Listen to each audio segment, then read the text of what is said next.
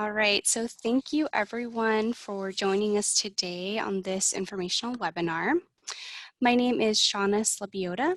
My pronouns are she, her, and hers, and I work in the graduate division at UC San Diego. So this is week 2 of our graduate Triton Weeks of Welcome. And the theme for week 2 is supporting the whole student health and wellness. Oh, well, let me just go ahead and hopefully you're all able to see my slides now. All right, so we are in week 2 of the Graduate Triton Weeks of Welcome, like I mentioned, and today's session is our information session where we have various campus resources come and speak about how they provide services to new graduate students. And then we have other events that will happen this week that I will go over in just a moment. But we just want to say thank you for joining us. And the Triton Weeks of Welcome are a collaboration between the Graduate Division and the Graduate Student Association. I do want to make sure that we mention that, and my colleagues from the Graduate Student Association are also here today, and you will have an opportunity to hear from them as well, and they'll also be talking about some of the other events that we have coming up for you all as a way to introduce you to our campus community. So this is a screenshot of the GradLife website. And this is where you will be able to find information about our weeks of welcome, as well as the orientation modules that the graduate division has created for new graduate students on Canvas. So this is how you would be able to access those modules. And I also want to specifically mention that we do have a few of our campus partners that we worked with to create these modules for you. Here today, we have Student Health, we have CAPS, and we have the Office for the Prevention of Harassment and Discrimination. And so that information is available for you to access at your leisure. But today we do have representatives from each of those departments here, and you will have the chance to ask them questions if you like. So this is a little bit different than the other modules that we have created. It's a different format, but we hope that both formats will get you the answers that you need and an idea of how to work with all of these different resources that we have. And so this is the GradLife website, I also want to mention, is a great resource for current graduate students on our campus. There's information about a variety of services. So if you haven't had a chance to explore the website, I invite you to do so soon.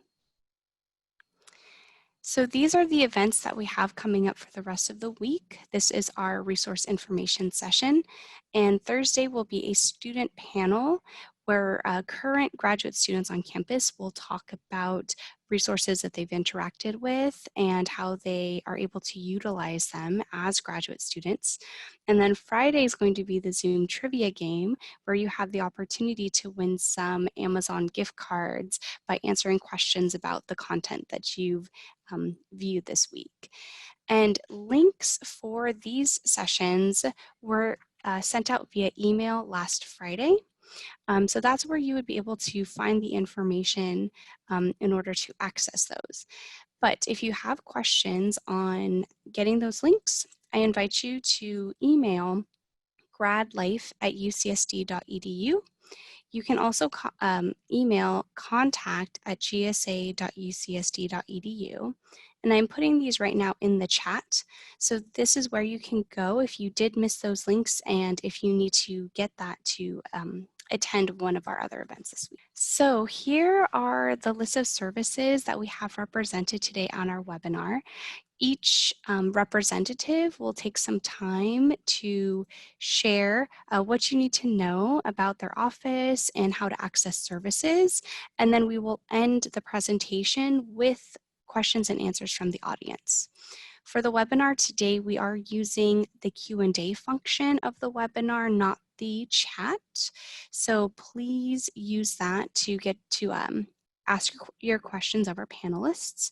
If you see that somebody has asked a question that you are also wondering about, you have the opportunity to upvote that question. So instead of doing a duplicate, you can kind of give it almost like a thumbs up to just show that there's a lot of interest in this topic, and that will help us as we are going through the questions. And at this point, I am going to turn it over to my colleague, Ashley Cooper, who works at Care at SARC. Thank you, Ashley. Hi, everyone. I am excited to be here. I will go ahead, Shauna. Can I go ahead and screen share? Do I have those privileges? Yes, I do. So I just have a quick presentation about our office, which is Care at SARC. We are the campus resource for sexual assault, relationship violence, and stalking concerns. I will go ahead and get started and just share the really important highlights about our office. The first is that we are a free service, so you don't have to worry about SHIP insurance, or if you have private insurance, or if there's a copay or any fees associated. Our services and resources are free for all UCSD affiliates. Students, staff, and faculty are included. We also are one of the few confidential offices on campus. So really important to note that we are not mandated to report under Title IX. We are not campus security authorities. There are very few times when we have to report, but for the most part, unless we have written consent from someone we are seeing for services, none of the information that they share with our victim advocates or within our space is shared. It's all confidential. We offer support services and prevention education. So I'll go over that a little bit in the next slides so that you can have a greater understanding about what our resources actually look like. I like to highlight that we are a survivor-centered space. So we really focus our resource on supporting people who have experienced directly or indirectly sexual assault, relationship violence, or stalking, as well as supporting people in their lives who may be giving them support. So sometimes we work with classmates or roommates, partners. Those are some of the times when we work with people who are not necessarily affiliates of the university, but helping someone through their process of dealing with a traumatic experience. So as promised, I was going to speak to a little bit of our services. So education and training is my area of specialty. So we offer training really in education really in 4 categories. The first is prevention education. So we deliver mostly online in these times of COVID, but pre-COVID we had online and in-person education and training for newly admitted undergraduate students. So all undergraduate students receive formal education from us, as well as working with our graduate and professional students to help orient them on campus and provide prevention education to that population as well. We also are proud that we have good relationships with a lot of different resource areas on campus. So we are very proud of our partnerships on campus. We host a lot of events surrounding healthy relationships, bystander intervention, and consent, often in collaboration with other identity spaces or resources on campus. We offer ongoing events and programming. So throughout the year, we have 2 large campaigns. One begins in October for Domestic Violence Awareness Month. And then our massive campaign is Sexual Assault Awareness Month, which happens every April. So you'll see various activities that are open for the public. You'll see, hopefully this spring we'll be able to get out and table on Library Walk if we're at that point in recovering from COVID. But those are some of the initiatives that we have. And then we also offer trauma-informed training for staff and student staff. So if you become an employee of the university, maybe like a teaching assistant or a community advisor within the housing complexes, we often go into those communities and deliver a training focused on trauma-informed responses for those who may receive disclosures of violence from survivors in their line of work. Next, our support services focus on 4 areas as well. We offer 24/7 support. So we have confidential victim advocates in our office that are available for crisis support 24/7. Currently, if you call our office for support, you will get connected to our protocol answering service, which is staffed by live counselors, and they will help assess and triage your situation. If the situation is very urgent, then they will immediately patch you into the victim advocate on call. Otherwise, they kind of do some assessment, and then they will help connect you in a less urgent time frame. We also go over reporting options, not to be confused with actual filing of reports. So if you come into our office, our victim advocates can help you understand what some of your legal rights are, as well as some of your academic rights as far as investigations go. We also were able to provide transportation previously. And in this time, we're excited that although we can't physically accompany people through appointments and processes, we are available to do virtual accompaniments. So if you have a medical appointment related to a concern that you're seeking some services and support from our office from, our advocates are available to accompany you virtually through those processes. We also can assist with urgent needs. So as a result of a traumatic experience, maybe you need some support in advocating for academic extensions, like possibly taking a midterm later, or maybe getting some assistance with flexibility of deadlines.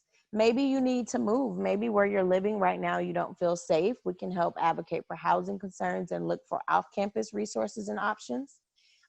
We work with financial aid to help mitigate the impact of financial aid concerns if you maybe have to drop a class or you're concerned about your status. Employment and campus involvement concerns are also things that our advocates are available to help you advocate for as well. And then counseling and healing programs. So we're focusing on crisis counseling at this time. So if you're in that immediate dire situation and you need some assistance, you can contact our office for that one-on-one crisis counseling. We also offer support groups. We currently have a interest list circulating for a graduate student support group for people who have experienced domestic violence. So I will, at the end, include our contact information. If that is something you or someone you know are interested in, please reach out to our office. We would love to have more grad students be a part of that group. And then we also have, in times of pre-COVID and hopefully post, we'll be able to offer more programs like our Yoga is Healing program, because we understand that there are other modalities that can help people reassociate with themselves and heal from trauma other than counseling and support groups. So lastly, I want to wrap up with our contact information, because this is probably the biggest takeaway that I want you all to have. You can contact us by phone at 858-534-5793. For support services, mostly use the phone number. And then if you want and feel comfortable, you can contact Care Advocate at UCSD for support services as well. So if the issue or matter is less urgent, then please feel free to contact us via email. Care Info is where you will contact for more information about programs. So please feel free to reach out if you're ever interested in some of the ways that you can collaborate with Care at SARC. That is where our program requests go. So if you ever want to collaborate, you can either reach us at careinfo@ucsd.edu, or you can reach us on the web at care.ucsd.edu or on Instagram. And I like to really plug our Instagram because I have to say it's really awesome. We have a great social media curator right now working very hard to keep the content rolling and keep it fun, and she has a whole color aesthetic going. So please follow us at UCSD Care. And then when we're back on campus, you can find us in the Suite 500 of the Student Service Center. Thank you so much, Ashley. And at this time, I'm going to ask my colleague, Christina Lambert from CAPS, to present. Thank you. All right. So this, as Shauna was saying, I am Dr. Christina Lambert. You're welcome to call me Christina. My pronouns are she, her, hers. And I am the CAPS program manager for graduate and professional school students, and I am a CAPS psychologist. So I am just going to go through some of this content. These, if you have had a chance to check out the awesome modules that were made by Graduate Division in collaboration with various partners, this is a subset of those slides. So I'm going to go through them quickly, but there is going to be the option always to go back and watch the full module set with all of the voiceover and explanation. All right, so let's see, sorry. There we go. All right, so just wanted to give you a quick glimpse at our current staff of clinicians. We do have a couple of additions to this collage that have been added since it was made, and we are hiring more folks. So watch for an expanding set of clinicians that will be available at CAPS. You can see that our information there, caps.ucsd.edu, and our phone number are listed. All right, so in terms of our clinical services, just want to let you know that there's a lot of things that come up for graduate students. Graduate school is a really amazing adventure and so much learning and growth. It is also a time of a lot of challenges for various folks. So the top reasons here, these are actually in order, the top 5 are in order of the presenting concerns that graduate students and professional school students have when seeking services at CAPS. So anxiety, depression, relationship stress, and academics. And we see that this is consistent with other universities across the country. In terms of our clinical services, we want to let you know that our services are confidential and it is protected health information. Of course, there's a confidentiality exception, and that is if there's danger of imminent physical harm or if a student is unable to care for themselves due to grave disability, then that's when there would be an exception to the confidentiality of the services in order to protect the safety of that student or those other people. We offer what's called free focused intermittent psychotherapy, single sessions, and we also have triage psychiatry. What that means is that we have services on campus for students who need a handful of sessions, typically to address some kind of issue that's come up for them, and they want to kind of feel more like themselves, feel back on track, get some strategies. That intermittent piece might mean that it is every couple of weeks, or it also might mean that they come in for a handful of sessions now and then come in for another handful of sessions in 6 months or a year when there's something else that they're wanting to address. Now, of course, we have other students with more either acute needs or chronic mental health concerns where they really need more intensive treatment than we can provide on campus at CAPS. And in those cases, CAPS assists students with off-campus referrals to providers in the community who can provide that longer term or more intensive care, whether that's using the SHIP insurance or private insurance that the student might have. We also have a partnership with the UC San Diego Department of Psychiatry for some of our students who are a good fit for the services that they offer off campus for more intensive or longer term treatment. Other things to know about how to access CAPS. So there's a couple of direct options. One is to call CAPS, and so the number is listed there again, and to schedule a brief tele-assessment. This can also be scheduled online. The brief tele-assessment can be scheduled online by going to mystudentchart.ucsd.edu.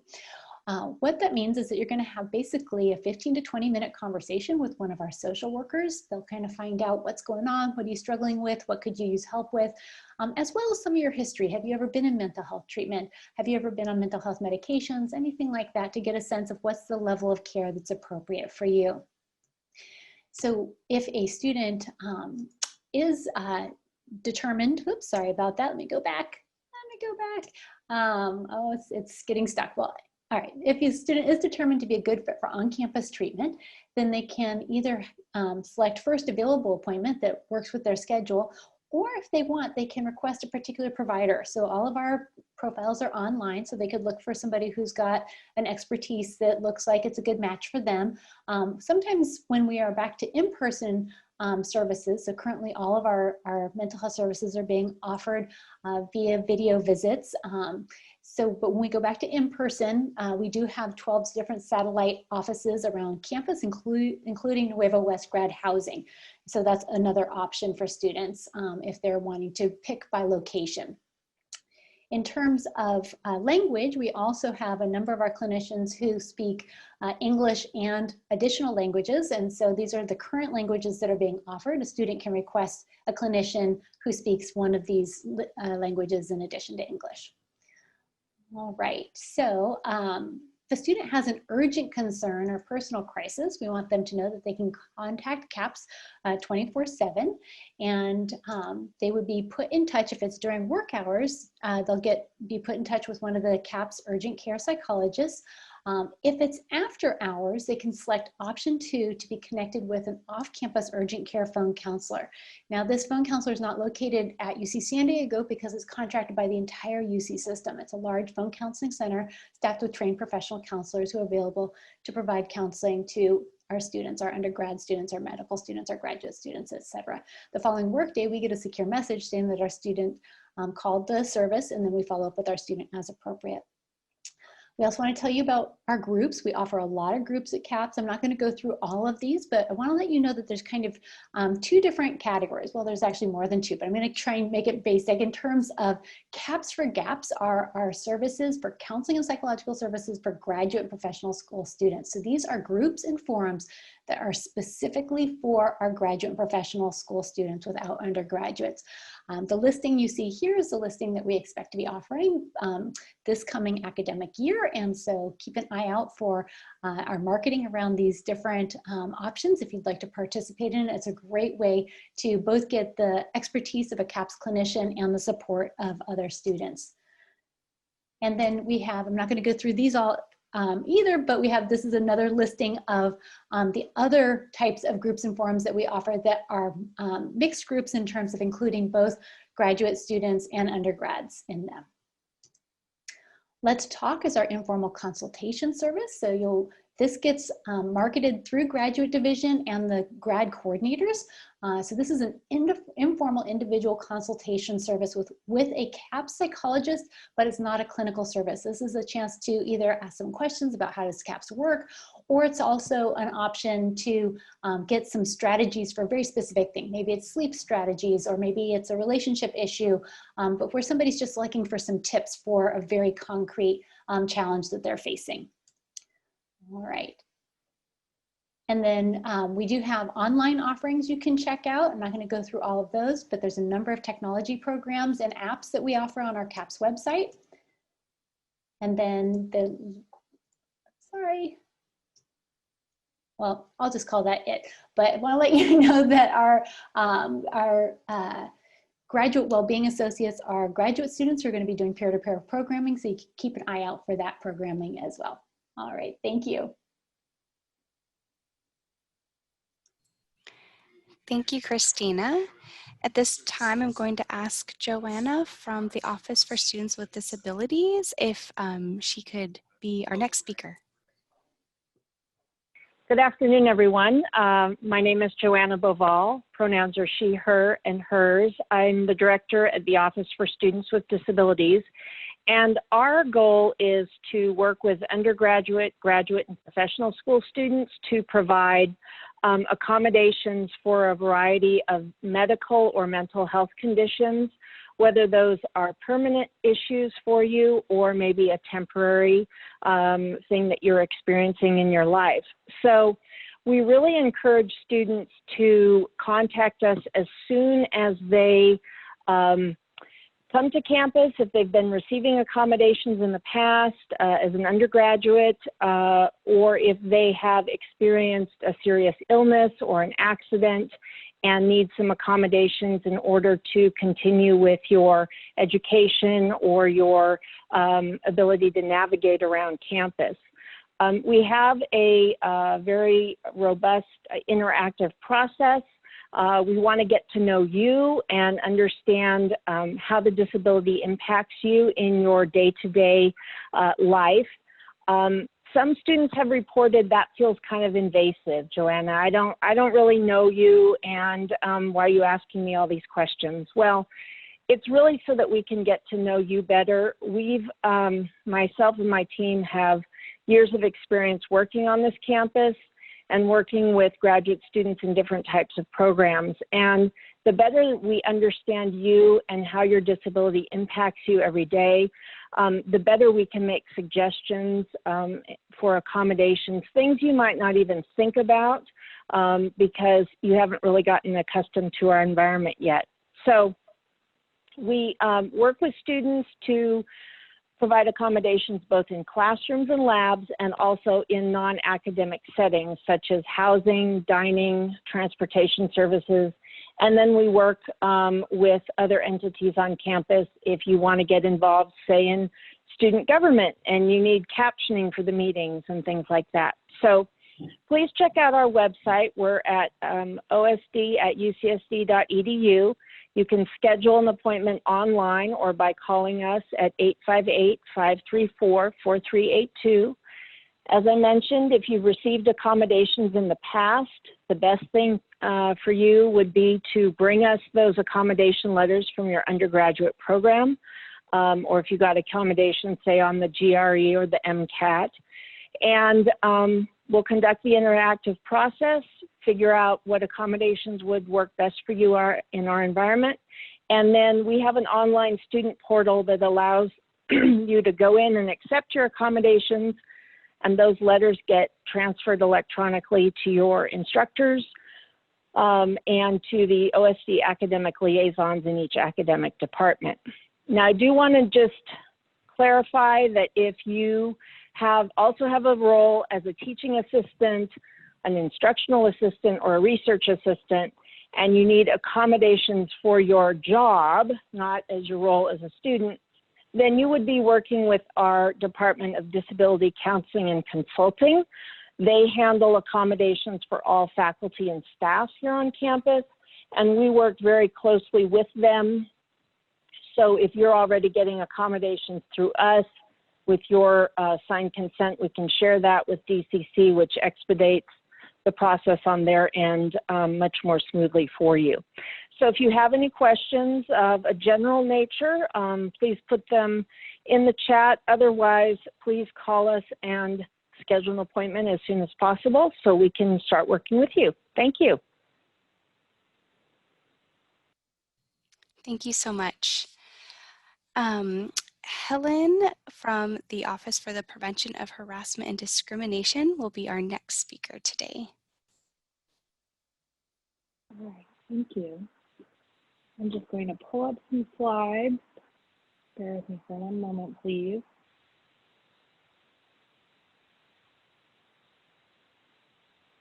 All right. My name is Helen Kaiser. I'm the Associate Director at OPHG, the Office for the Prevention of Harassment and Discrimination. My pronouns are she, her, and hers. And I'm here to talk to you today about our office and how we can be a resource for you during your time as a graduate student. So OPHG, what do? We oversee all of the university's non-discrimination policies. We also serve as the designated Title IX office for the university. We also provide prevention and education for groups and individuals. So sometimes we'll provide this education for folks on a one-on-one basis, and sometimes it's for larger groups. We also resolve complaints informally through an alternative resolution process or through these educational conversations. And then last but not least, we conduct formal investigations. And some things that are helpful to know about us is that we are private, so we are not confidential. Unlike CARE at SARC, the Office of the Ombuds, who you'll be hearing from in a moment, Student Legal Services, we are not a confidential resource, as well as CAPS, excuse me, they're also a confidential resource. On the other side of that, we are private. So we do keep the information that we learn very private. We only share it with someone when they have a legitimate need to know, but we don't have the same confidential designation as some of the other resources that are here to talk to you today. We are also neutral and impartial, so we do not advocate for one side or the other. We are a resource for everyone who's engaging in an OPHG-related process. And we are also a resource for the entire UCSD community. We work with students, staff, faculty. We also work with folks over on the health side as well. And so the policies that we enforce a few different policies, but really these are the ones that we work with the most frequently. We have the UC policy on sexual violence and sexual harassment. This policy was recently revised on August 14th, 2020. Many of you may have heard about some new Title IX regulations that were passed by the Department of Education. Our new UC policy on sexual violence and sexual harassment, along with several of the appendices that are aligned with this policy, reflect the changes that were made to UC policy at the system-wide level that reflect the changes made by the Department of Education. And so these policies, I will say, in light of the Department of Education regulations, are a bit complicated. Our office is always happy to talk through these changes with folks. We meet with a lot of individuals for consultations and informational meetings. And so if you're interested in learning more, we're happy to sit down with you or talk more about this. This policy also prohibits sexual harassment, sexual assault, relationship violence, and stalking. On the other side of that, we have the UC non-discrimination policy, which is a policy that prohibits discrimination and harassment based on protected categories. We have a long list of protected categories in the state of California. Some of the ones that we see most frequently referenced in complaints that our office receives are race, religion, gender, gender identity, sexual orientation, age, or disability. So if you ever have an issue related to one of these policies, if you experience an incident, if you know someone that has, our office is a resource for you. And then the last thing I want to mention really briefly is the designation of a responsible employee. So in your role as a graduate student, it's likely that you'll hold some sort of employment at some time, whether it's a teaching assistant or an instructional assistant. You will most likely be employed in some sort of capacity during your time as a graduate student. If you do hold one of these roles, you are considered a responsible employee. And so what that means is that if you receive information in the course of your employment that a student has suffered sexual violence, sexual harassment, or other prohibited behavior, you do need to report that over to our office.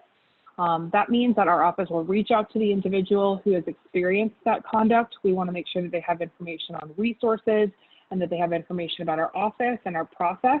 And then we offer to meet with them. We let them know that we're available to meet with them, to answer any questions that they have. They don't have to share any information with us. They don't have to meet with us if they don't want to. We just want to make sure that they have that information.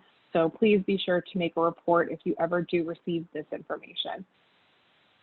And then in terms of how you can make a report, you can make a report to us online at ophd.ucsd.edu. We also have a form online. It's called the Report Bias Form.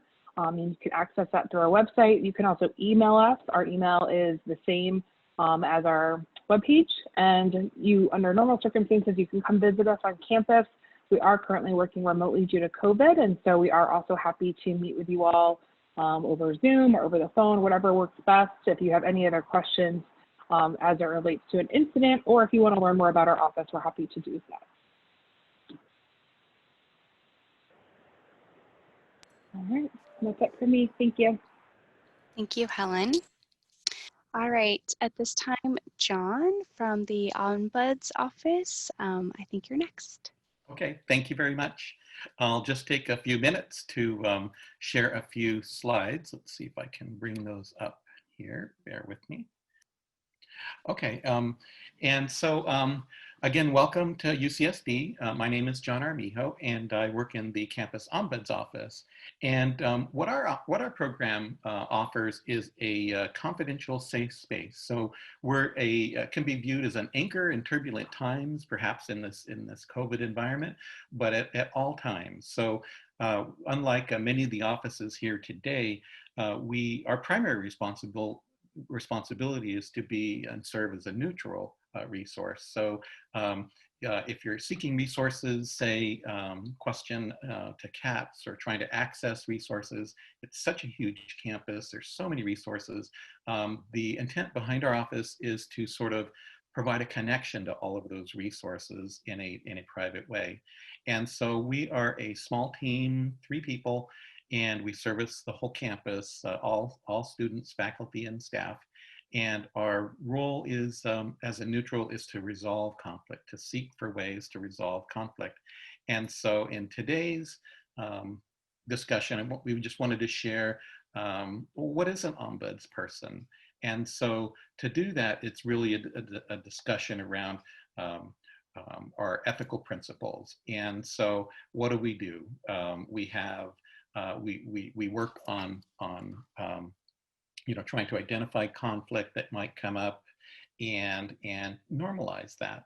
And really that's our goal, is to try to take something that really happens in everyday life that can be difficult, but that can be so rich and beneficial to work through that, to better relationships, to improve systems.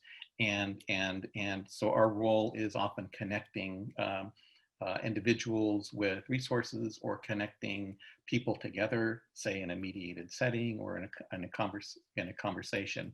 And what we do is we follow industry best practices. So the Ombuds office at UC San Diego is patterned the same as the office at Berkeley, the office at Santa Cruz, the office at UCLA, the office at Harvard, the office at Columbia.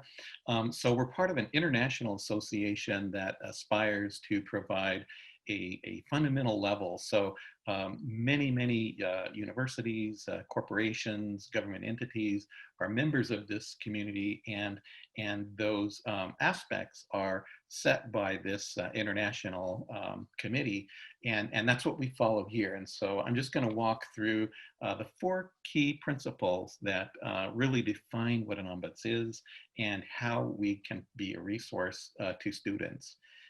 So the first is our confidentiality, and we're unique in the sense that unless it's an imminent risk of serious harm, it's confidential. And so that broadens the topics that people can bring. So in our role, we can meet with all students, all faculty, all staff, any affiliation with the university over pretty much any issue, and can maintain privacy around that.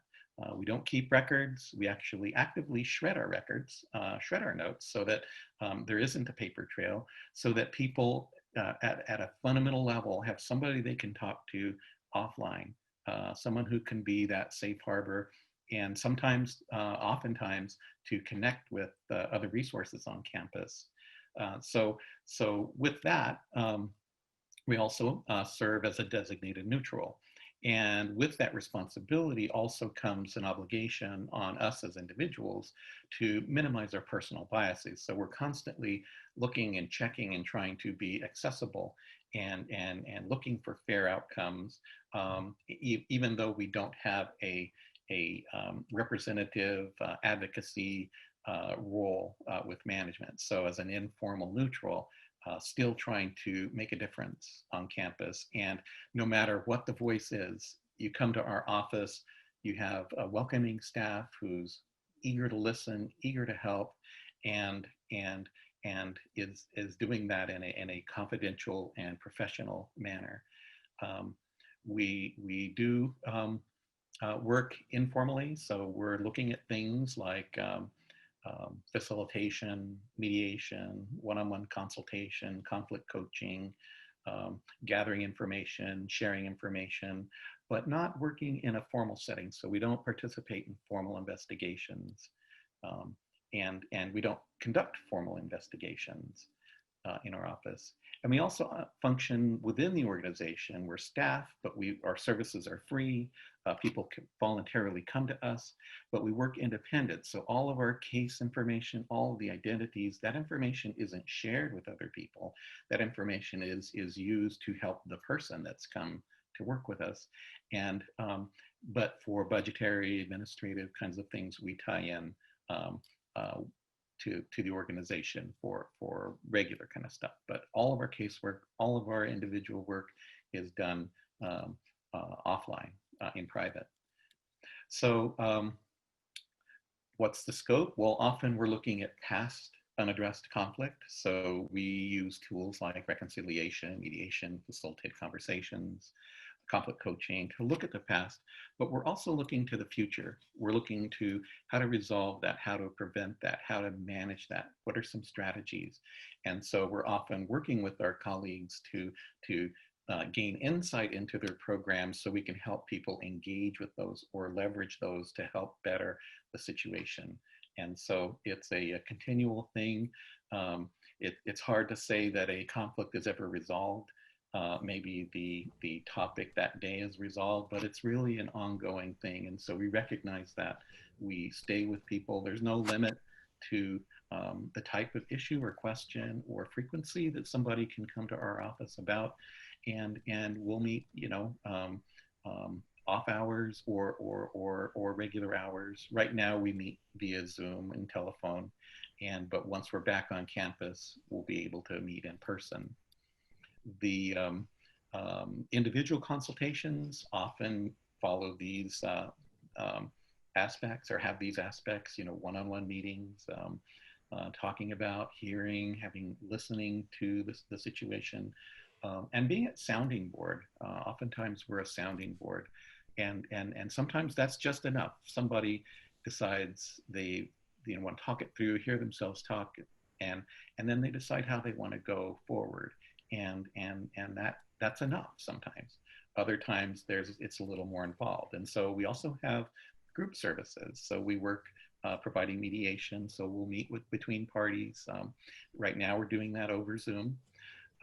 We facilitate groups. We can do shuttle diplomacy, and really providing that space, that time, that dedicated neutral ground, that area to when the time is right to resolve conflict. So in working with students, sometimes it might be in a lab setting. It might involve a manager or an advisor or PI. It might involve things like research topics, authorship, or it might be interpersonal conflict. So we try to really stay current on issues, knowing that there's a huge range of issues that can come our way. Our office is located in Pepper Canyon Hall, which is right next to the Gilman parking structure. The best way to reach us is by phone. So if you're on campus, 40777, but 858-534-0777 will get you straight to our office. Sue Presley is our intake coordinator. She's wonderful, and she can help coordinate issues and work with you. And so if you find yourself needing, not sure where to go and unsure, know that there's an office, an ombuds office, that's available even in instances if you're not sure where to go. So thank you very much. Thank you, John. All right. At this time, I'm going to ask Jill from Student Health to talk a little bit about her role in her office. Hi there, this is Jill Batika. I come to you from the Student Health Clinic on campus. We provide physician and nursing services for all UC students. I'm going to talk to you a little bit about what we provide at the Student Health Center, as well as the insurance requirement. And I'm going to refer to our student health insurance plan as SHIP, or UC SHIP, so you'll hear me say that a lot. The insurance company that manages the SHIP is Anthem Blue Cross PPO, just in case you're wondering, and the dental that's provided is through Delta Dental. So during this time of uncertainty, you still have to have insurance, and it has to be comprehensive, covering you for inpatient, outpatient, mental health services, immunizations, emergency room. We can provide most of those services here on campus, and we're centrally located right on Library Walk, directly across from the new Target and the Price Center eateries. We have a lab, x-ray unit, pharmacy, and an optometry showcase, as well as the physician and nursing services that we offer. We're open all year round, and we've been open during this whole pandemic to assist students that are still living on campus and those that are coming to visit in San Diego. The services, again, are available to UC students. It's not open to the public or to staff, so it's just for you guys, so the availability is pretty good. We're open all year round. The appointments are made by going through your My Student chart or by contacting us at 858-534-8089. One of our coordinators will assist you and schedule an appointment that's appropriate for you. If our clinic is closed, we have an after-hours nurse line that you can contact to see what the next level of care that you should achieve would be. Sometimes you might need to wait till the next day for us to open, or the nurse might direct you to the emergency room or urgent care, which are very close to campus for the UC system. It's not just for the SHIP students. So all students, if you waive the SHIP, you still can come into the Student Health Center and receive care on a fee-for-service basis. During the pandemic, we still require all students to have comprehensive health insurance. So if you don't have the SHIP, you need to have some sort of insurance, either through an employer group, through the government, or privately funded. So please keep that in mind. If you don't want the SHIP, you can still waive it, and I'll go over that in just a minute. The student health insurance plan that we offer to students, you're automatically enrolled in it if you don't waive out of it. So it's an opt-out program, and you have to act quickly because the time frame is slipping away. Our waiver period runs from May 1st to September 1st, and then we reopen it from September 2nd to the 15th with a $50 late fee. So please keep that in mind. It is offered through the Triton link. The cost for the insurance that's offered through the school is $12.85 per quarter for graduate students, and that is for fall, winter, and spring, so you're hit with that fee 3 times during registration. The students that are incoming for this fall, your insurance will start on September 28th. So that would be your first day of coverage. The first day of classes is truly September 30th, or if you're hybrid, September 30th. And the spring quarter includes the summer, so you're getting about 10 weeks of coverage for fall and winter, and then spring includes the summer. It's about 6 months worth of coverage. Most services that you have provided at the Student Health Center are at a low cost or no cost. If you have scheduled appointments, lab services, x-rays, all of those services are covered in full. You don't pay anything out of pocket. The only time you would pay out of pocket is a $20 copay to come through our urgent care, or for a prescription that you've gotten from one of the doctors. There's usually a $5 copay or a $10 copay, depending on if it's generic or brand name. The insurance that's offered for that $1,285 includes comprehensive unlimited medical care and pharmacy care. There's no limit on the expenses that they will exhibit. And dental is $1,000 worth of supplemental care that they'll provide to you for dental caries, and extraction, root canals. It's not for cosmetic dentistry. And then the vision coverage that you receive is an annual eye exam once per school year, and they also give you $120 to apply towards a pair of glasses or contact lenses once per school year. The insurance is worldwide. It does cover you once you leave the United States at a 60% level. But for most services in the United States, they have a national contract, and you can find care no matter where you are in the United States. If you don't want the school insurance, you want to act right away, and you want to file a health fee waiver. And the way that you do that, and the only way that you do that, is on the Triton link. So you want to make sure that you're on the Triton link. Under Financial Tools, you click on the hyperlink to the health fee waiver. It'll ask you to go through your single sign-on and submit your insurance information so that we can verify that you have adequate insurance to waive the school insurance. The criteria is on our Student Health website. So if you wanted to take a look at that first and make sure that your insurance meets that, it is at studenthealth.ucsd.edu. Otherwise, go right to that Triton link as soon as possible and fill in your insurance information so that you're not paying that $12.85 per quarter. When you file the waiver is approved for the entire academic year, so fall, winter, and spring. But you do need to submit a new waiver every academic year. Usually before fall is the best because that's going to waive you for the entire school year. If you are outside of those time frames and you contact us and tell us that you didn't file a waiver, then we are going to unfortunately tell you you're out of luck, because we can't make any changes because insurance premiums are non-refundable and they can't be prorated or adjusted in the amount that you pay. So unfortunately, you'd be stuck until the next quarter, and you'd have to file a waiver prior to the winter quarter or prior to the spring quarter. One thing to keep in mind is that, again, we don't just service those students that have the insurance through the school.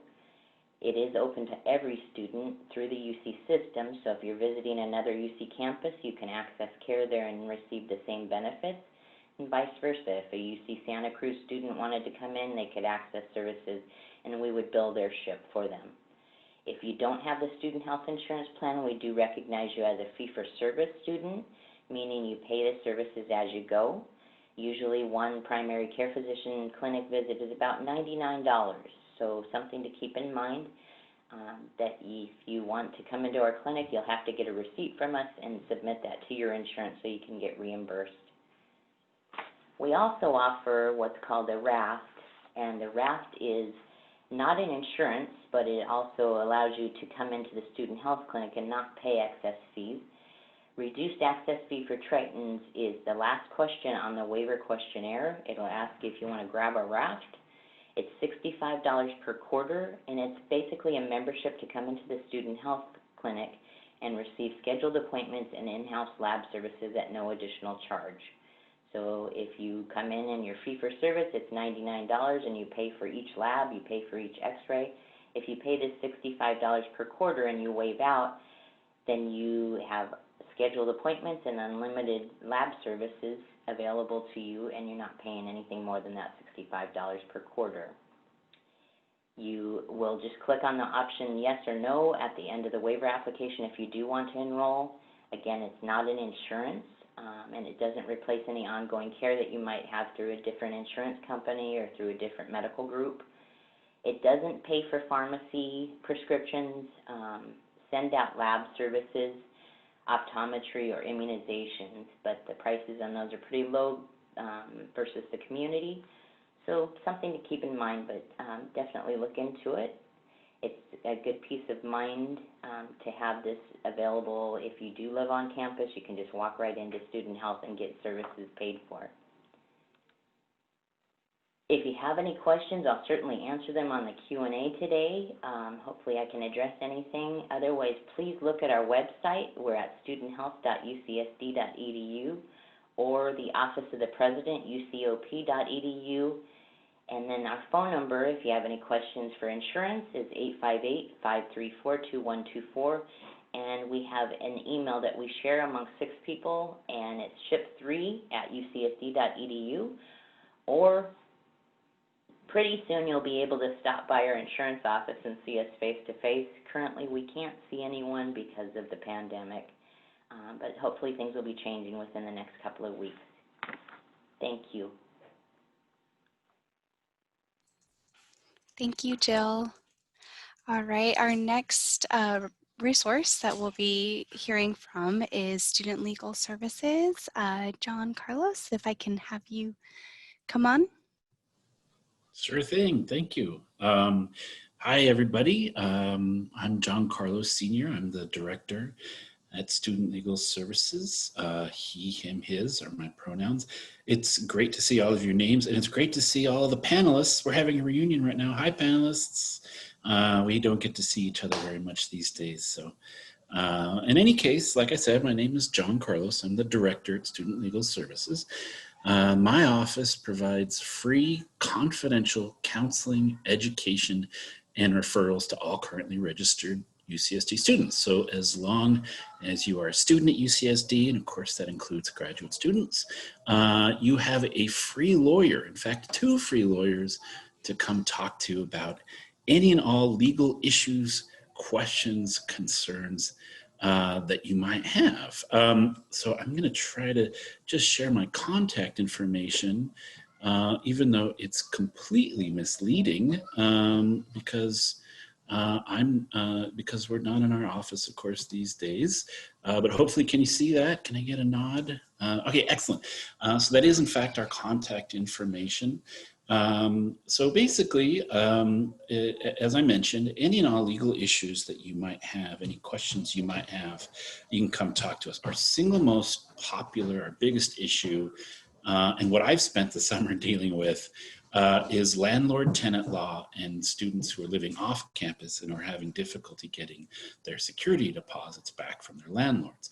But it really can be about anything. So if you get a parking ticket, and I hope you don't, but if you do, if you have any questions about starting your own company,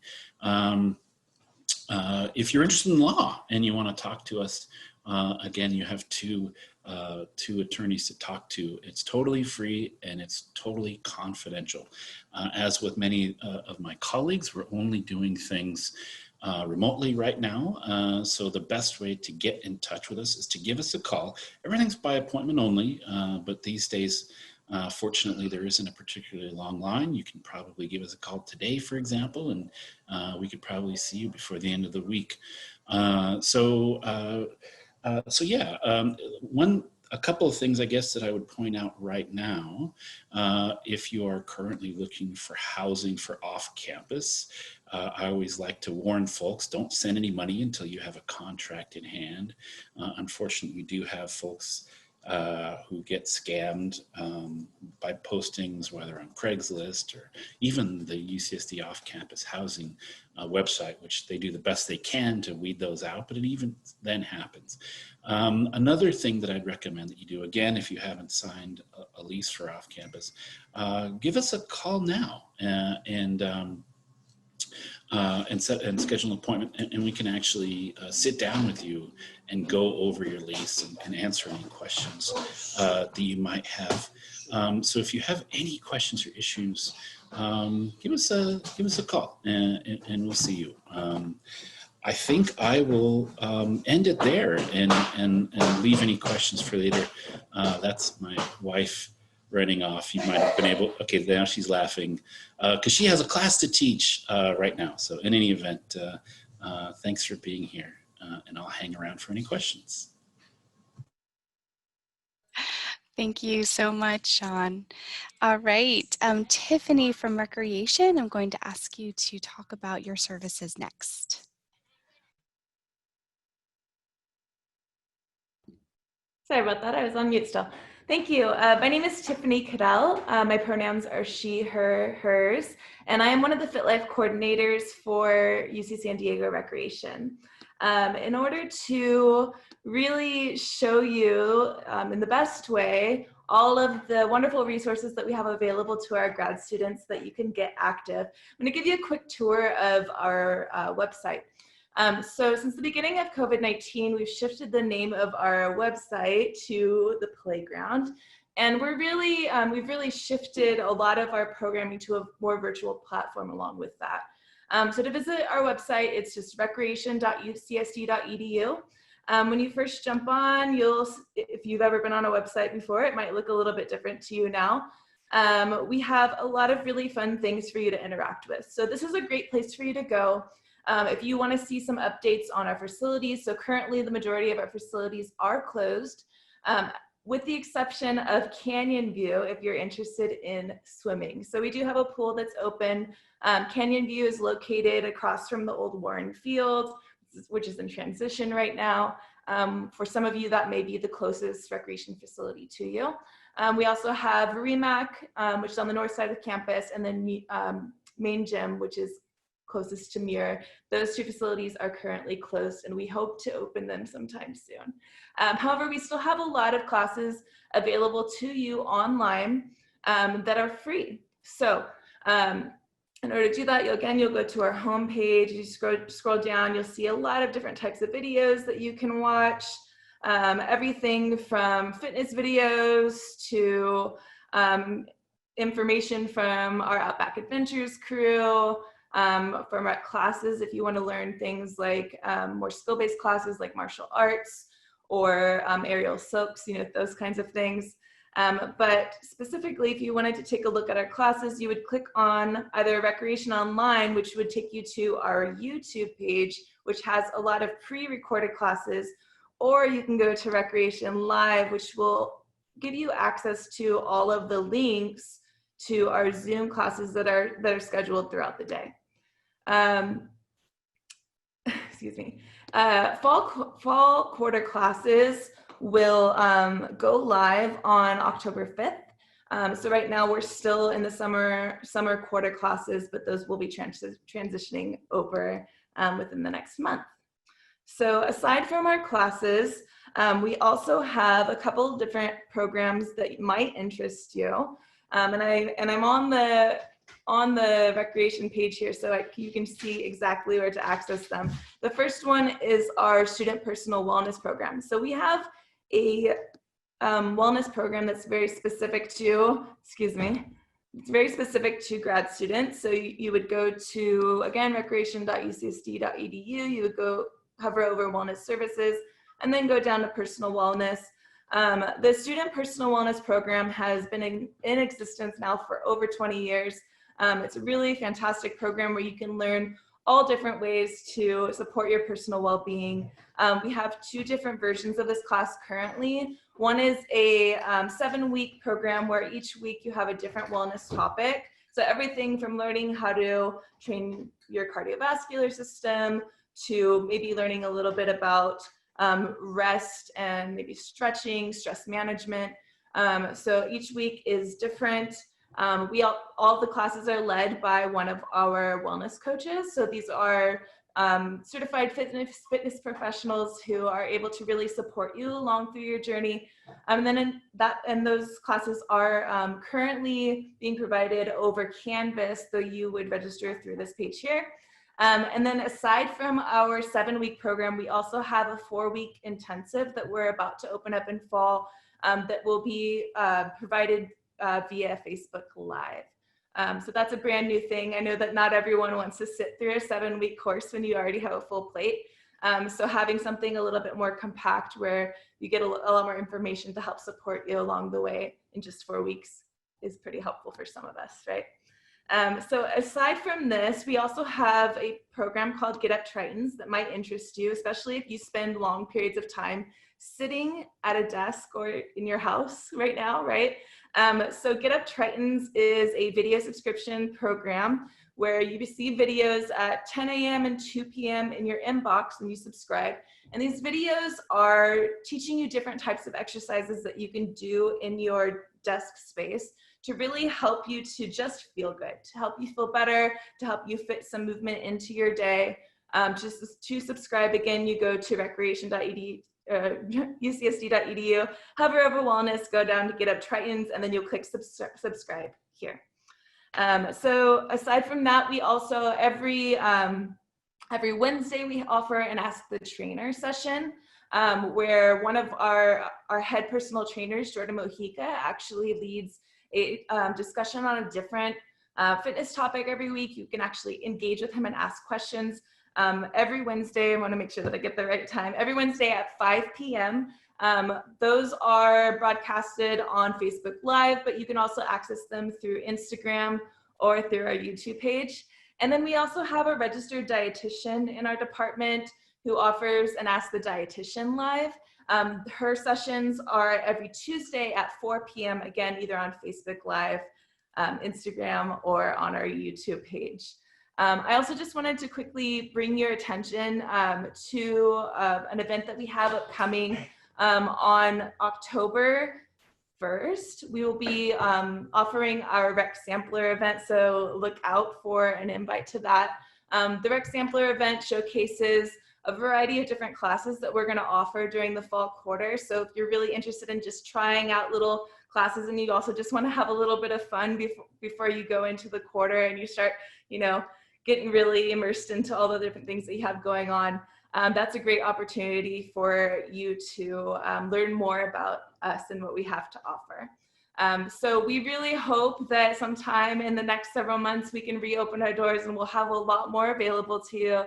But in the meantime, please don't hesitate to reach out to us at recreation. Excuse me, my brain is not doing it right now. End of my day. Our email address. You can get our about us here. I'm usually on it and my brain's not working right now. I'm tired. All right, so I think that's all I have for you and I'll turn it over to the next presenter. Thank you, Tiffany. All right, at this time, I'm going to ask Zara Rubio to come and speak about health promotion services. Thank you so much, Shauna. I'm going to also share my screen here. I have a quick slide. All right. Hi, everybody. My name is Zara Rubio. My pronouns are she, her, hers. I am the program manager for the zone, and I am under Health Promotion Services. So Health Promotion Services is part of an overall big cluster. So Dr. Christina Lambert and Jill from Student Health and CAPS, we're all part of the Student Health and Wellbeing cluster, all dedicated to helping you thrive here on campus and helping you be well. And specifically what we do at Health Promotion Services is we're here to really help enhance your personal health and collaborate with the campus community so that the campus is also healthy and that we're providing that healthy environment for you all. Our main goal is really supporting you all develop those healthy behaviors and maintaining those healthy behaviors while you're here on campus and even once you graduate. So we do that through workshops, we do that through one-to-one health education, one-to-ones meetings, and some of the topics that we cover are alcohol, tobacco, and other drugs. We also have a collegiate recovery program, which I'll talk a little bit about in the next slide. We also focus on sexual health, PrEP consultations, general health like stress management, physical education, physical activity, sleep, time management. We also touch a little bit on mental health education, but not as much as CAPS do. We also have a nutrition service where our registered dietitian can meet with you one-to-one to discuss topics around nutrition or diet. And she also meets with students who are interested in doing some smoking cessation. We also have a specific staff focus on men's health. And we also have peer health educators. So students like you, we have both an undergrad peer health educator, and we will be having both a graduate and professional students peer health education. And of course, we have the zone, which is our well-being lounge here on campus. I'm currently in the space right now, and I'll talk a little bit about what the zone offers and what it is in the next slide as well. So a little bit about our collegiate recovery program. It's a fairly new program that we're launching just this year, so we're pretty excited to have it. And our goal is to provide a safe and supportive space for students who are in recovery or maybe seeking recovery from addiction. And our goal is to help students who are any age, any stage of recovery. So it doesn't matter what point in your recovery you are in, you are welcome to join the program. And we would love to engage with you and give you the opportunity to engage with other students who are also in similar situations as you. So we do that through support groups. We'll be having sober social events and other volunteer opportunities that you can be a part of.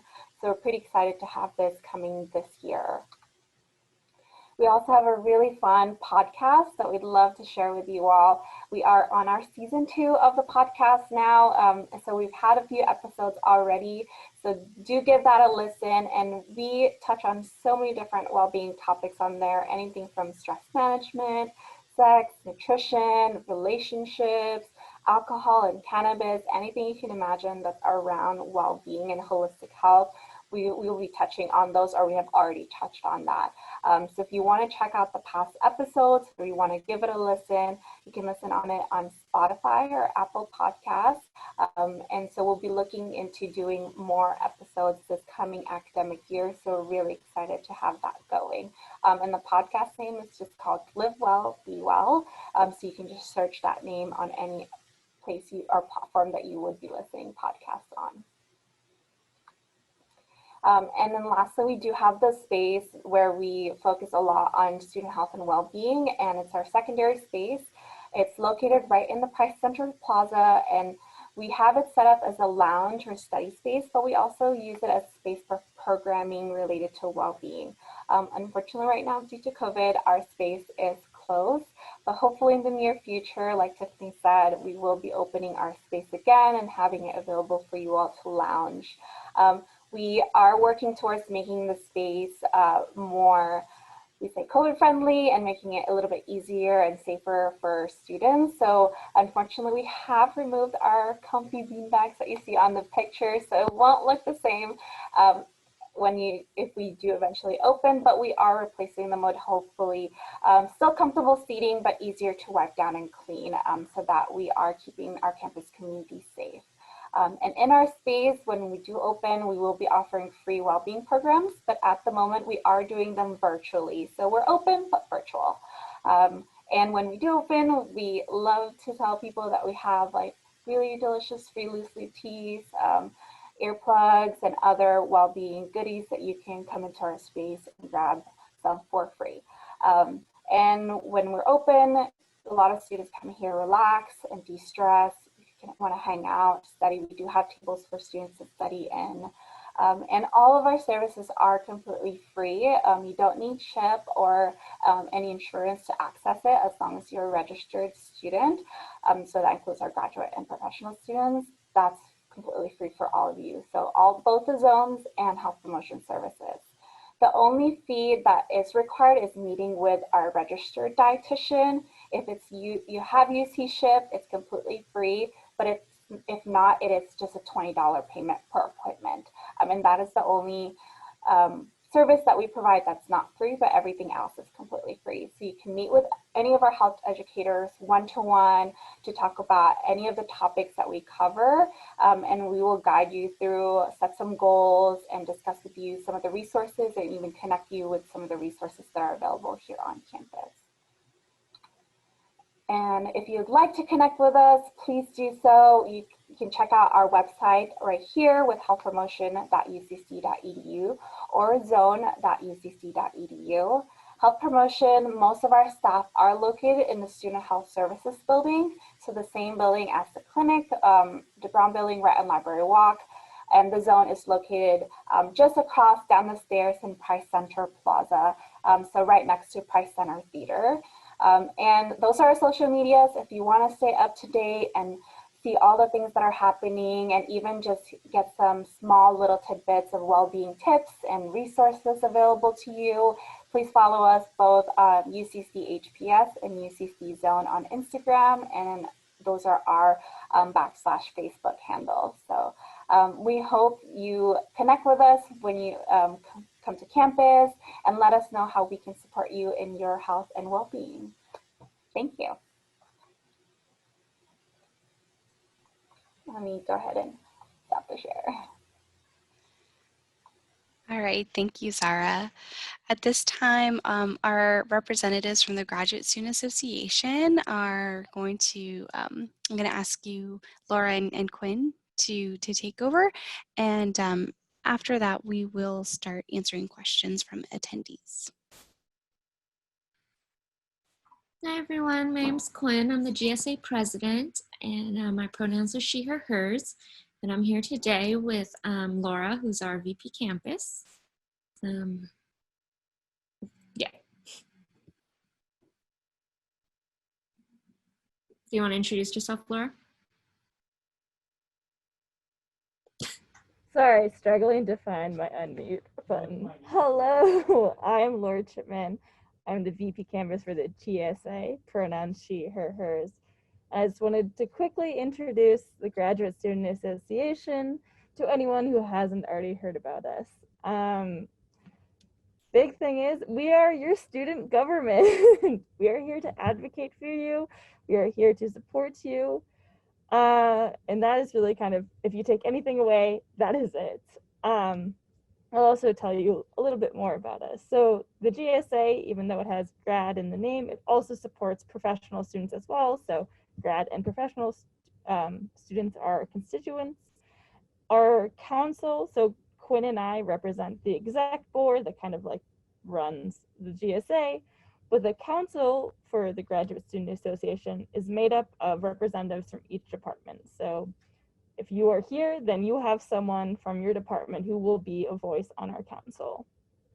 And kind of our goal as the GSA, beyond just advocating for your voice and hearing what your issues are to kind of build community and promote your academic and grad life success. So I quickly wanted to just talk about how to get involved, because I feel like that's been something that's coming up.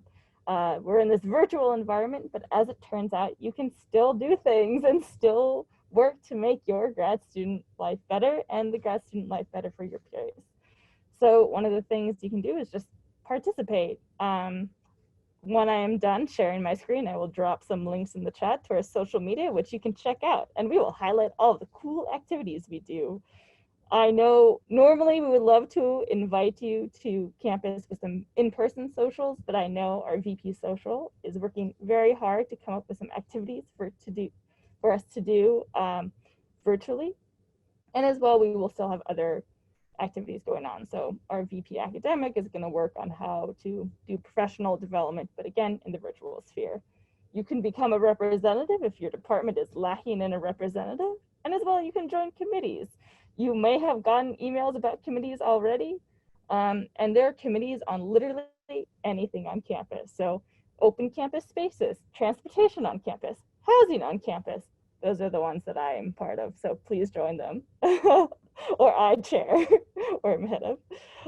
But as well, really, if you have an issue or if you have a question, always feel free to contact us. I've gone ahead and put our email on here, contact@gsa.ucsd.edu. That goes to all of the exec board of the GSA, and one of us should be able to answer your question, and if not, we'll help you find the answer to your question. As well, I would love to highlight the other events we are helping run this week with the grad division. So we have 2 months. One is the student panel on supporting the whole student. That is on Thursday, September 3rd from 4 to 5. It will be a bunch of other grad and professional students to talk about certain subsections of their life. So we'll have someone who is an instructor for rec life, people who are involved in outreach on campus, because as it turns out, you can still do outreach, someone from the student caregivers, parent caregivers and guardians committee, as well as more. And really, again, you'll just have students who live here, who are social here, who are been here for a while, and can talk about how to be a student at UCSD and answer your questions. As well, we'll have an exciting trivia on Friday from 6 to 7 p.m. and there is prizes. So you can go ahead, maybe meet a few people. If you've met someone, you're more than welcome to ask for them to be assigned to your team. And then maybe you can make some friends as well as win some, well, not cash, but a $25 gift card to Amazon. So that's pretty good. I put the Zoom meeting info and password, but again, I will put the registration link in the chat when I'm done with this. And I very much look forward to your questions and seeing you on Thursday and Friday. I just like to end by saying that, we hope you'll reach out to us and let us know if you need anything. We hope to see you all at the 2 events that Laura mentioned, and we'll continue to have events over the next 3 weeks. More trivia nights, more dance parties, more student panels. So we hope you come and hang out with all of us. Thanks. Thank you all so much to all of our presenters. At this time, I am going to invite our attendees to put your questions in the Q&A. We've received a couple so far that I'm going to go ahead and ask our panelists to address. And so one question specifically that I would like to address to Christina from CAPS, we did have a question about a student who said, as an incoming graduate student, when are they able to schedule an appointment to receive services from CAPS? They were asking if they have to wait until the quarter begins, or does their coverage begin when SHIP starts? So I was hoping that you could maybe share that information to the group, please. Sure. So in terms of the groups, so I just gave you the inside list, meaning that we just made those decisions and we're still working on it, but there might be some additions to the groups that are being offered this year. We're still working on the marketing and getting all of the information up on our website. So as soon as you see the information get updated on the website, or so if it's a continuing program, the information might be up there. If it's a new offering, good chance that the information's not up there yet, but will be up there very soon. And if it is, once we get the marketing done, it'll be circulated across campus through a lot of different venues. So whenever you see it, you're welcome to check in and find out you know, about being a part of that group. We would, you know, we're really excited and we want to start talking to folks who are interested in being a part of those forums and workshops and groups. So if there is, in terms of a particular question, I think the other thing is you can always call the CAP Central office and say, hey, I heard about this group or this workshop that's going to be offered and want to get more information. And they will put you in touch with the facilitator of that group to provide more information about it. So, or they might be able to provide the information themselves. Okay, hope that answers your question. Christina, can you maybe also talk about individual appointments, when a new student might be able to make an individual appointment? Yeah, so as of, I talked to our clinical director, Dr. Jerry Phelps, and he said that as of today, so September 1st, incoming students can contact the CAPS to schedule those BTAs, those brief tele-assessments, to determine the appropriate level of care for the student. In terms of the Let's Talk drop-in consultations, we just finished the offerings for summer, and those fall quarter offerings will begin again with the beginning of the quarter. Thank you so much. Jill, there was a question here that I was hoping we could maybe address to the group. And so for somebody who is looking at the waiver schedule, so the question is, if I wanted to try health services with UC SHIP for fall quarter, but decided to opt out by winter, are they able to submit a waiver? Would they be able to submit a waiver at that time? Yeah, so students have the waiver available to them about a month prior to each quarter. So it opens up the next time past fall would be at the beginning of December because the winter quarter starts on January 4th. So as long as they get on that Triton link, the dates are there on our website as well as the Triton link. They can fill out the waiver before the winter or the spring if they're a new registrant for those quarters or if they missed it during the fall. So they do have another opportunity throughout the year. Usually it's about a month before the quarter starts. Wonderful, thank you. And let's see. If there was a question about the link for the student panel that's coming up, so I just was hoping, Laura, you could confirm that that link is the correct one to use. Yeah, that link is the correct one. I think we might have had some permission set, so just UCSD emails maybe. But now it should be set that anyone could have, anyone should be able to answer. If you have any problems, I will drop my email into the chat as well, and you could just email me directly.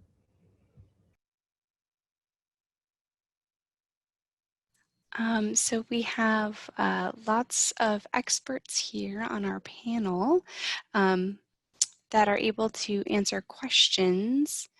If you have any questions, please add them to the Q&A box that's in the webinar frame, and we can definitely get that answered for the right question, or for the right person, I'm sorry. Laura, do you want to, there is a question here about webinars and recorded sessions. So I apologize if I did not address this at the beginning. For the webinars that are hosted on Tuesdays at 3 p.m. Pacific time for these graduate Triton Weeks of Welcome, we are recording these sessions. And last week's session was recorded and it will be posted on the orientation section of the Grad Life website by this Friday. This session today is also being recorded, and so it will be posted most likely sometime next week. And again, that will happen on the orientation section of the Grad Life website. So the same place that you go to see the full schedule of events for these weeks of welcome, that is where you will be able to go to view the recordings. So if there is something that that you missed, you wanted to go over again, or if you hear from somebody that they missed a session, then those recordings will be available. Let's see, Jill, we do have a question about copays for appointments through health services with UC SHIP. Could you address that, please? You bet. So there aren't any copays associated with coming to the Student Health Center unless you do come through our urgent care, and that's a $20 copay. But if you do see one of our doctors or nurse practitioners and you have a scheduled appointment, there is no copay. If you have any lab services or x-rays within that visit, there aren't any extra payments that you need to make or any out-of-pocket expenses. The only time that you do have copay expenses is if you're referred to a specialist department. If you were referred to our family provider UCSD Medical Center for a specialty care visit, like for allergy or plastic surgery or surgery, those copays are $10 when you see a UC provider, or if you utilize an Anthem Blue Cross specialist, it's a $30 copay. Jill, I just wanted to confirm with you. So I know that there are many of us on the call that are working remotely right now. So for the actual clinic, has there been any reduction in hours due to COVID, or are you open the same amount of time for anyone who might be local and might need services? Well, you sure would think so, but we haven't. We've increased our hours of operation. We're actually open 7 days a week right now with the COVID testing and the Return to Learn initiative. So there is availability here within our clinic. We do have 2 entry sites here on clinic. One is for respiratory situations, people that are worried about possibly having COVID or need to be tested. And then the entrance that faces Library Walk, that faces the new Target, is open to anybody. If they want to come in and ask questions, or if they want to come schedule an appointment, or if they want to see a provider, they can come in that way and see someone, usually the same day, because availability is very good right now. I'm sure within the next couple of weeks, with some students coming back to campus, it may get a little bit busier, but we are here and we're open 8 to 4:30. We are here on Saturdays from 9 to 12. And we also have the Price Center open to COVID testing for students that are self-scheduling. And we will have the drive-up sites available starting September 9th for COVID testing. So we are definitely increasing our hours. Thank you. I would also, for the new students who are here with us today, I would also like to make sure that we mention the Return to Learn website that is live right now. And for students who may have some questions about what the fall quarter is going to look like, that is a nice site that sort of lays it out for you all. So if you haven't had a chance to check that out, I would also like to just add that to you or put that on your radar. Christina, there's a question about if there is a cap on CAPS appointments.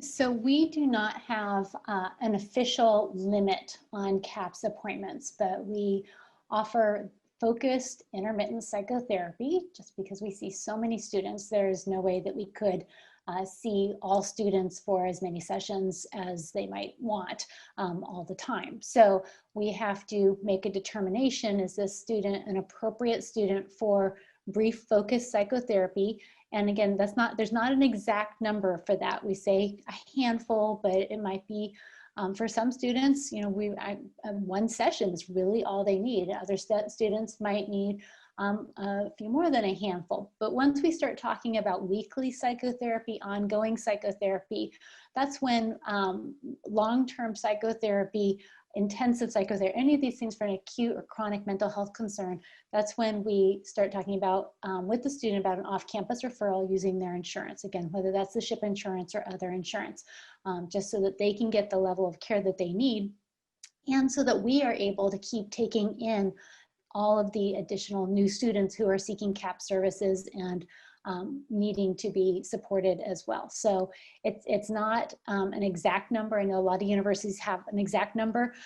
We prefer the flexibility of being able to try and figure out what's going to be best for this student and how to manage that effectively. So I hope that, I know that's not exactly a clear answer, but that's our approach. Thank you, Christina. In regards to these graduate Triton Weeks of Welcome that are being offered as we approach the fall quarter, so on the Grad Life website under the orientation section, you will find links to register for all of the Tuesday information sessions that are set up as webinars. Those are all available right now, and we encourage you to register for those that you, for upcoming sessions. If you cannot find the link to the session on the website, then that most likely means it was sent to you via email. So I would encourage you to double check your email, and that would have come from the gradlife@ucsd.edu email address, though it says graduate division. So it'll say graduate division, and then it says Grad Life. And that's simply because for some of these smaller, a little bit more sessions that are more about meeting other students, kind of having fun, we are trying to maintain security for those sessions. We don't want to open, we don't want the link to join to be too broadly advertised. So we have been focused more on email, sending those links via email. But if you don't have the link or if you have a question about it, please contact either the Graduate Division or GSA, and we will certainly get you set up with those sessions. So it looks like the questions are winding down. I believe all of our panelists have provided email addresses or websites. So if you do have questions after you leave this session, you will know how to get in touch with them. But I want to say thank you so much to our panelists for coming and sharing with us all the wonderful work that you do to support our students. Again, this session is being recorded, so it will be made available afterwards if you want to revisit this content. And I think at this point, we will go ahead and end today's session. Enjoy the rest of your day, rest of your week, and we look forward to welcoming you to the UC San Diego community.